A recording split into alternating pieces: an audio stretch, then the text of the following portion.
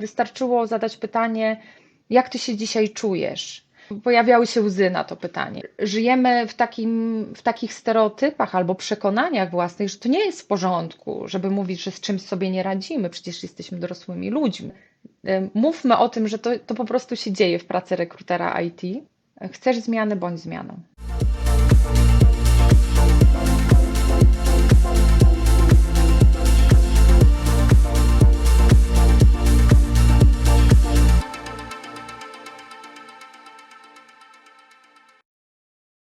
Cześć Aga, jest mi bardzo miło, że przyjęłaś moje zaproszenie i możemy dzisiaj porozmawiać.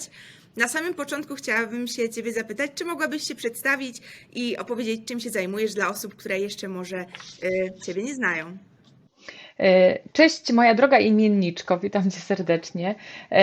Nazywam się Aga Myśliwczyk i jakże nie mogłam przyjąć Twojego zaproszenia, skoro Wy przyjęliście moje zaproszenie jako partner akcji ogniowej Rekruter IT w ogniu, więc nie wyobrażałam sobie inaczej. Tak, są ludzie, którzy mnie nie znają zdecydowanie. Co ja robię? Mam wpływ na jakość życia ludzi. Tak sobie zamarzyłam i tak realizuję moją drogę życiową, a ten wpływ przejawia się poprzez odpowiednie dopasowanie kandydatów, przyszłych pracowników do firm technologicznych i w drugą stronę. I zależy mi bardzo, żeby ta współpraca była fajna i długa, więc to jest moja codzienność. A oprócz tego, że rekrutujemy specjalistów IT, podobnie jak jest to u Was, to opowiadamy markowe historie. Już w trakcie rekrutacji wcielamy się w rolę osoby, która bardzo dobrze zna firmę, zespół ludzi, bo na tych informacjach bardzo nam zależy. No i dzięki temu opowiadamy markowe historie, również organizując wydarzenia, meetupy dla firm technologicznych. To taka krótka zajawka na mój temat. Okej, super, bardzo Ci dziękuję.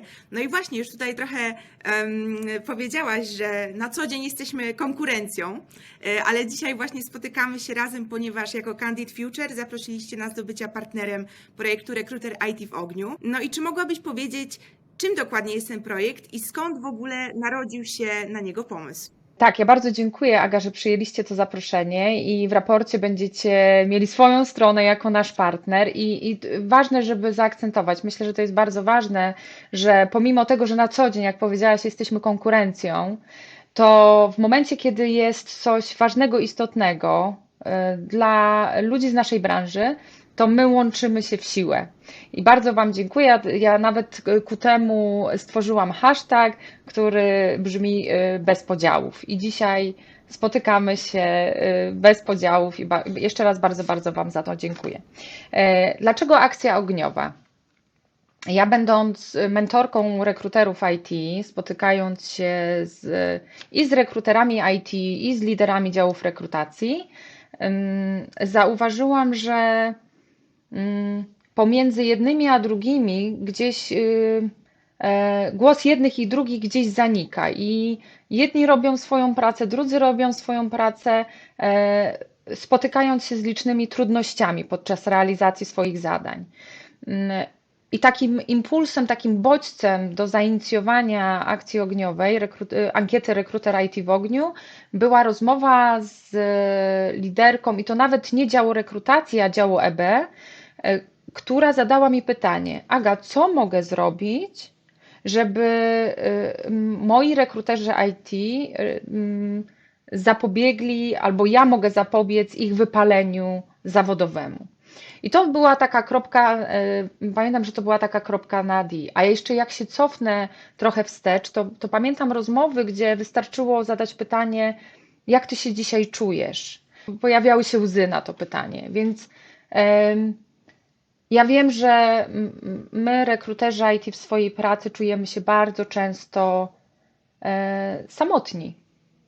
I wiem też dobrze, że poprzez małe zmiany, takie naprawdę, takie małe kroczki, możemy sprawić, że ten zawód będzie cieszył się dużym powodzeniem i w myśl zasady rekruter IT będzie żył długo i szczęśliwie. Więc to taka krótka historia, dlaczego akcja ogniowa. Okej. Wypalenie to jest takie duże słowo, ale jakie są najczęstsze jego objawy? Jak możemy zauważyć, że zbliżamy się do tego krytycznego punktu? Wiesz co, Aga, ja sama przeszłam wypalenie zawodowe w jednej z korporacji, w których pracowałam, więc tutaj nawet nie musiałam się domyślać, bo pamiętam siebie, ale na bazie ankiety, bo ona się już zakończyła i tu taka jest trochę prapremiera, to są takie symptomy jak utrata motywacji. Ja sobie parę rzeczy tu przygotowałam na poczet naszej rozmowy.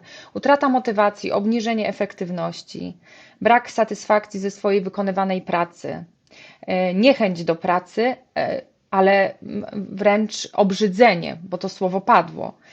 I coś, co tych odpowiedzi jest ponad 220, 224, więc jest tego dużo. Aktualnie pracujemy nad przygotowaniem raportu, żeby to było w pewnych ramach, ale jedna odpowiedź mocno mi utkwiła w głowie i sobie ją zapisałam. Kiedy każde spotkanie wydawało się jak Mount Everest. I to jest mowa o spotkaniu, czyli wiele aspektów składających się i wiele osób biorących udział w spotkaniu powodowało, że ktoś na każdym spotkaniu właził na naprawdę wysoką górę. I wspominałaś o tym, że sama przeszłaś przez to wypalenie, więc zastanawiam się, co sprawiło, że no jednak wyszłaś z tej sytuacji. To było dobrych parę lat temu i u mnie były podobne objawy. Oczywiście wszystkie takie fizyczne, typu ból brzucha, życie na bezdechu, częsta płaczliwość, tak? W najmniej oczekiwanych sytuacjach już domowych. I tutaj pomógł mi mój mąż. Pewnego dnia, ja wtedy moja pierwsza córka miała parę lat, powiedział: to już jest koniec, ty jutro już tam nie pójdziesz. A co ciekawe, to nie dotykało tylko mnie. Członkowie zespołu w kuluarach opowiadali, jak ich brzuch boli, jak się stresują. Nie wszyscy, ale duża część. Niemniej wtedy absolutnie nie można było, nawet nie było świadomości, żeby coś z tym zrobić. Oczywiście firma nie wyciągała ręki, liderzy nie rozmawiali na ten temat, więc człowiek zapętlał się sam w sobie i ja się zapętliłam. To już był moment, kiedy ja nie byłam w stanie racjonalnie myśleć w pracy. Ja funkcjonowałam na kanwie ciągłego strachu, że zaraz zostanę zwolniona, że nic nie zrobiłam, bo nie potrafię, bo jestem bezproduktywna. Więc tutaj pomógł mi mój mąż, najbliższa osoba, która powiedziała: odcinamy to, bo to jest ze szkodą dla ciebie, dla nas, tu już nie będzie żadnej wartości. Mhm. Czyli w takich sytuacjach dobrze jest mieć po prostu obok taką osobę, która zauważy, że coś się dzieje i wyciągnie tą pomocną dłoń, tak? No to w ogóle, czy to najbliższa osoba, czy ktoś z grona takiego naszych dobrych znajomych, to jest, wiecie, bo to od nas zależy, na ile my sobie pozwolimy czuć się nie okej na zewnątrz. Ja pisałam o tym artykuł, że jest okej, kiedy mówimy, że nie jest okej. I my żyjemy w przeświadczeniu, że okazywanie słabości typu nie radzę sobie z zadaniami, bo mam ich za dużo i to też wyszło w ankiecie. Te trudności bardzo często pojawiają się w postaci: mam za dużo zadań, za dużo obowiązków, za dużo projektów do poprowadzenia w jednym czasie. Gonię własny ogon, tak w dużym skrócie. No to my mówimy: jak to? Ja nie dam rady? No przecież ja dam radę. I to jest tak, wiesz, im więcej robimy, to wydaje nam się, że jesteśmy produktywni, tak? Robimy 20 rzeczy naraz.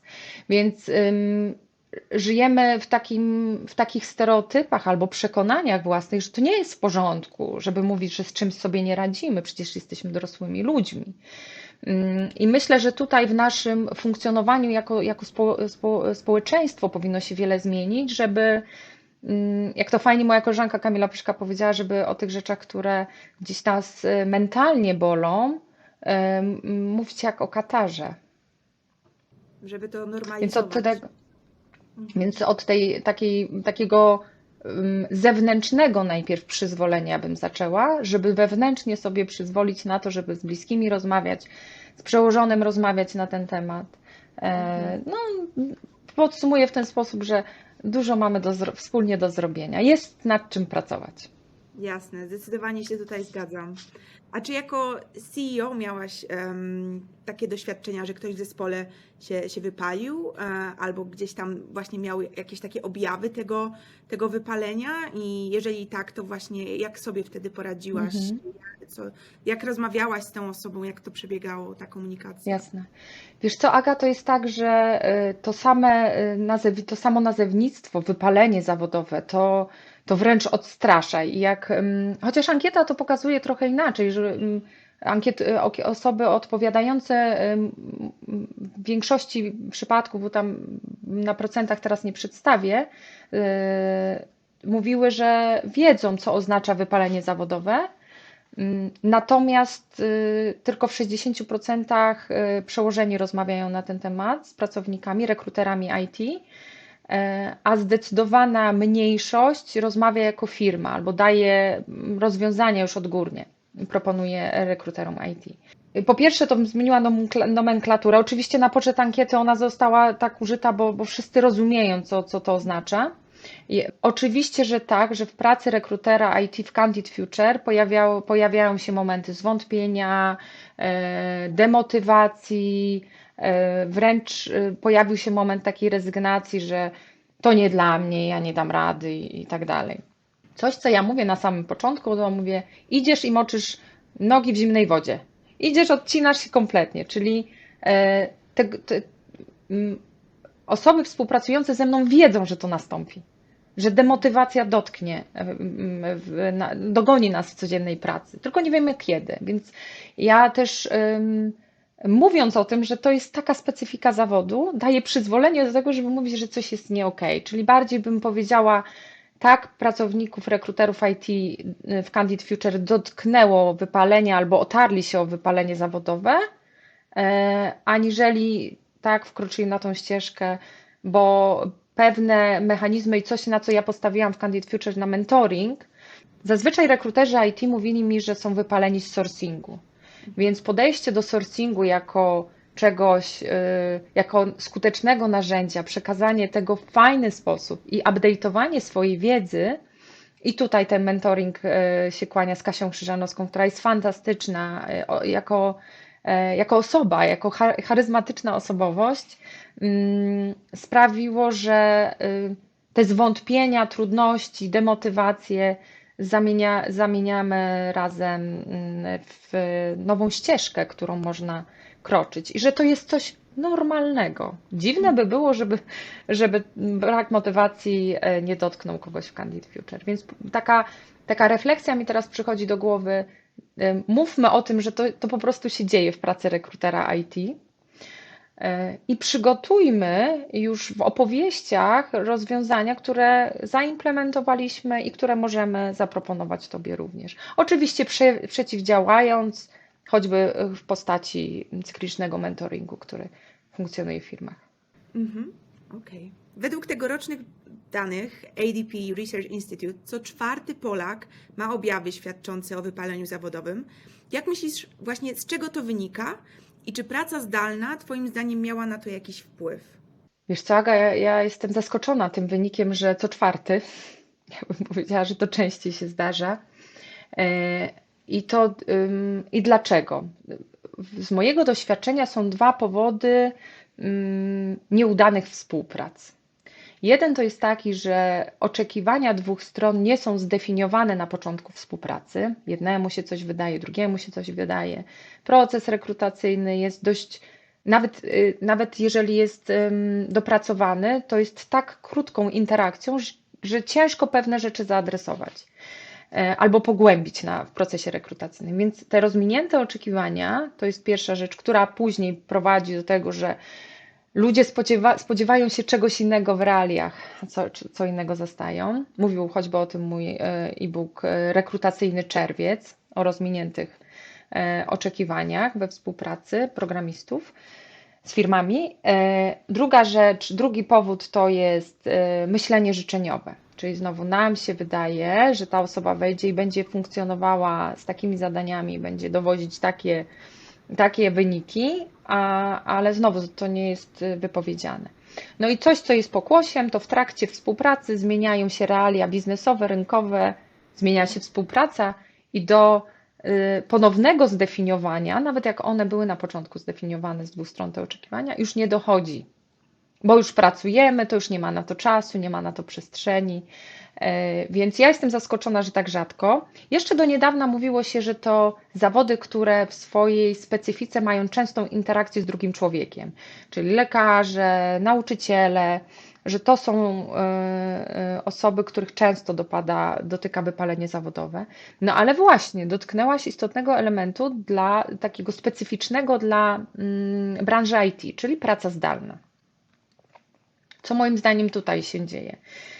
Tak, to ma znaczenie, dlatego że my będąc pozbawieni tej takiej interakcji z drugim człowiekiem face to face, choćby przy ekspresie do kawy, zakopujemy dużo rzeczy, które nas bolą pod dywan. Nie mamy sposobności, tak, bo wyobraźmy sobie, Aga, że my się spotykamy i ja już widzę po twojej twarzy, że coś tu jest nie halo, że reagujesz na mnie inaczej. Więc biorę albo nie biorę byka za rogi i rozmawiam z tobą albo nie rozmawiam, wiesz o co chodzi, nie? Ale mam ku temu sposobność. Praca zdalna nam tą sposobność zabiera, więc mimowolnie te interakcje są oddalone, są nienaturalne, patrząc na to, jaką jednostką społeczną jesteśmy jako ludzie. Więc reasumując, uważam, że jesteśmy na bardzo niebezpiecznej drodze, jeżeli nie zaimplementujemy mądrych, skutecznych i łatwych do zaimplementowania rozwiązań tu i teraz, czyli natychmiast. No i do tego też, i tutaj nawiązuję też do istoty ankiety i całej akcji ogniowej, bo jak dobrze wiesz, nawiązuje do trudności, które chcielibyśmy zaadresować dobrymi praktykami, narzędziówką, która działa tu i teraz. Bo już właśnie zaczęłaś mówić o narzędziówce i o nią też chciałam się zapytać, bo to będzie taki dokument właśnie z poradami dla liderów HR, jak dbać o dobrostan pracowników. No i właśnie, jakie dokładnie informacje będzie można tam znaleźć? Premiera jest wkrótce i plansza niech zdradzi więcej. Cała akcja dotyczy rekrutera IT i jego lidera. Dlaczego?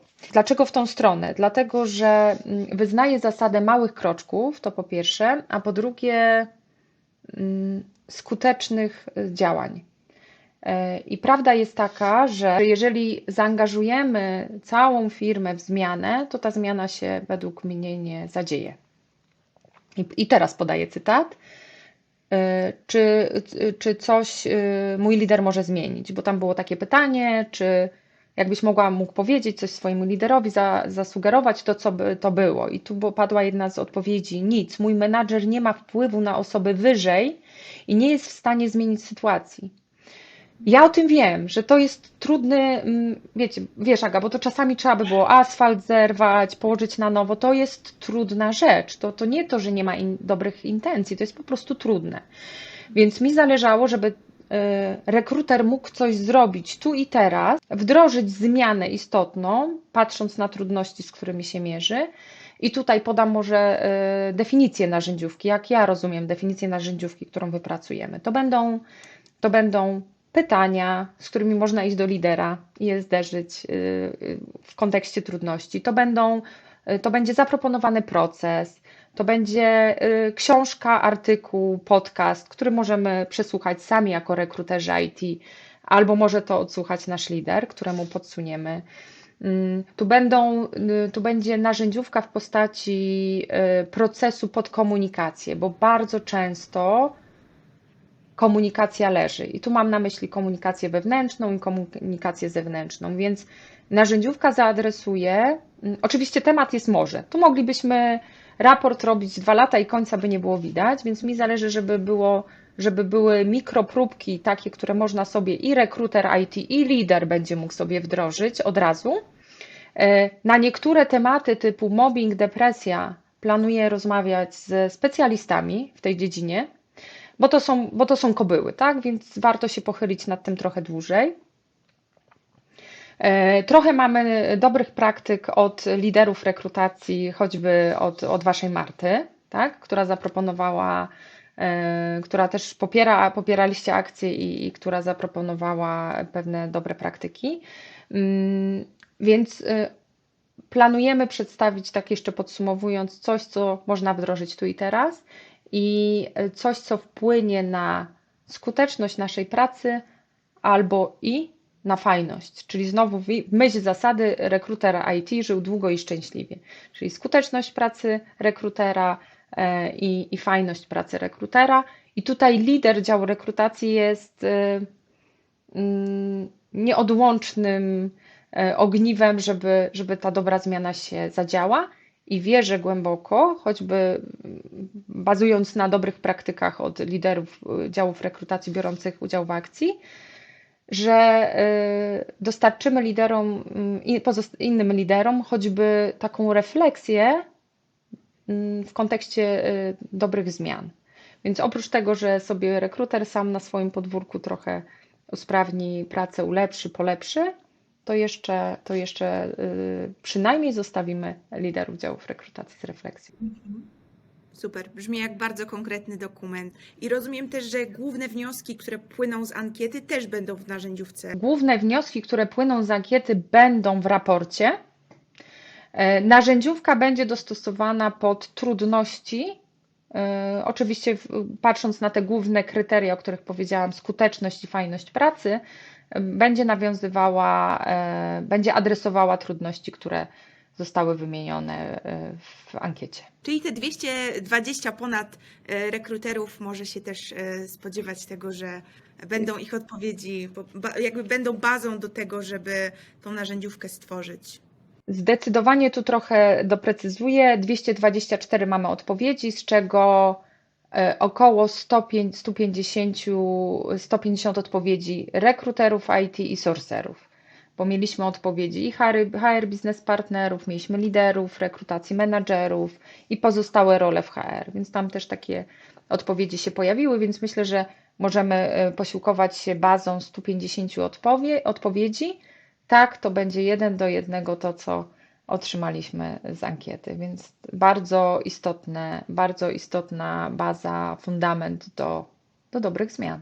Już się nie mogę doczekać, żeby zanurzyć Ja się też.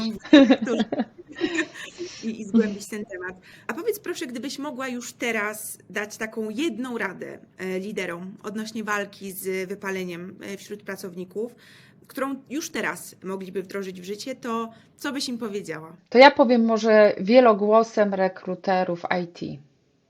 Drogi liderze, droga liderko, postaw się na moim miejscu, choćby na chwilę, choćby na jeden dzień. Wejdź w moje buty i to też pytanie było w ankiecie, czy twój lider wykonywał na przestrzeni ostatnich 2 lat twoje obowiązki, zadania i tam było w podziale jakie. Więc hasło chodź i postaw się na moim miejscu, bo mam wrażenie, że rekruter IT jest takim samotnym okrętem, bo z jednej strony jest twarzą do kandydatów, z drugiej strony jest partnerem albo powinien być partnerem dla hiring managerów, a z trzeciej strony powinien być wartością dodaną w rozumieniu, a nie kosztem, w rozumieniu founderów, właścicieli biznesów. I dlatego uważam, że o rekrutera IT powinniśmy się tą postacią i zadaniami i tym, z czym się mierzy na co dzień, powinniśmy się szczególnie zainteresować. Parę rzeczy sobie wypisałam z ankiety. Mniej nacisku i kontroli, więcej zrozumienia i zaufania. I to, co już powiedziałam, nie powiem nic, bo mój menadżer nie ma wpływu na osobę wyżej i nie jest w stanie zmienić sytuacji. I tutaj chciałam nawiązać do hasła, które było publikowane przy promocji akcji ogniowej. Chcesz zmiany, bądź zmianą. I prawda jest taka, że my, choćby w 1%, możemy sami wpłynąć na to, że nasza praca będzie fajniejsza i bardziej efektywna. Naprawdę sprawczość, duża sprawczość jest w naszych rękach. I ta narzędziówka ma tą sprawczość wzmocnić poprzez procesy, pytania, produkty, jak książka, szkolenia, kursy, również naszej konkurencji, jak to dzisiaj powiedziałaś, Aga, ale z hasłem ponad podziałami. Więc zbieramy dobre praktyki bardzo szeroko, patrząc na cały rynek, z własnego doświadczenia liderów. Również będziemy proponować dobre praktyki, więc to będzie zbiór naprawdę szeroki, nie tylko z punktu widzenia osób pracujących w Candid Future, ale również szerzej. Super, to jest właśnie pięknie powiedziane. Chcesz zmiany, bądź zmianą. I też nawiązując do tych pierwszych 2 punktów, o których mówiłaś z tymi poradami, to ja mam wrażenie, że to można też podsumować jako taką naukę empatii. Może nawet nie naukę, ale gdzieś tam takie dogrzebanie się do tej empatii, do tych naszych takich dobrych, Tak. ludzkich właśnie odruchów, postawienia się na miejscu tej drugiej osoby. Ja to tak przynajmniej Tak, właśnie. tak. Bardzo fajnie, Aga, że to powiedziałaś, bo też chciałam podkreślić coś, czego sama zostałam nauczona. Bądź empatyczny, ale nie sympatyczny. Bo w momencie, kiedy wchodzisz w tą już sympatię, ona gdzieś tam emocjonalnie ciebie w jedną stronę mocno kierunkuje. Tutaj pytamy, tylko prosimy o empatię. My z Agą Babicz prosimy o empatię, czyli wejdź w buty, postaw się, zarówno ty liderze, jak i ty hiring managerze, tak? Bo jesteśmy okrętem, sterem, takim samotnym. Coś, co się mówi o founderach, że oni są samotni na górze, to rekruterzy, mam wrażenie, rekruterzy IT też są wbrew pozorom samotni. Jest jeszcze druga strona tego medalu. Osoby, które chcą bardzo usilnie wejść do branży, wierząc, że ich życie, że ich realia odmieni właśnie rzeczywistość, patrząc na funkcjonowanie w branży IT, w roli rekrutera IT. Więc trochę odczarujmy ten piękny świat, mówiąc jak jest, ale nie zostawiając ludzi właśnie będąc samotnymi. Podajmy im dłoń, wsłuchajmy się w ich potrzeby. Oczywiście jest część trudności, która jest no naprawdę w różnych realiach trudna do zaadresowania, co już powiedziałam, ale na dużo rzeczy mamy wpływ. I myślę, że tym właśnie akcentem możemy zakończyć. Bardzo Ci, Aga, dziękuję za rozmowę. Bardzo dziękuję. Nie Bardzo mogę się dziękuję. doczekać narzędziówki. Bardzo się cieszę, że jesteśmy partnerem Akcji Ogniowej, więc będziemy na pewno. Na zawsze. Już na zawsze. Bardzo się cieszę, Aga. Bardzo dziękuję. Dziękuję. Do zobaczenia. Do zobaczenia.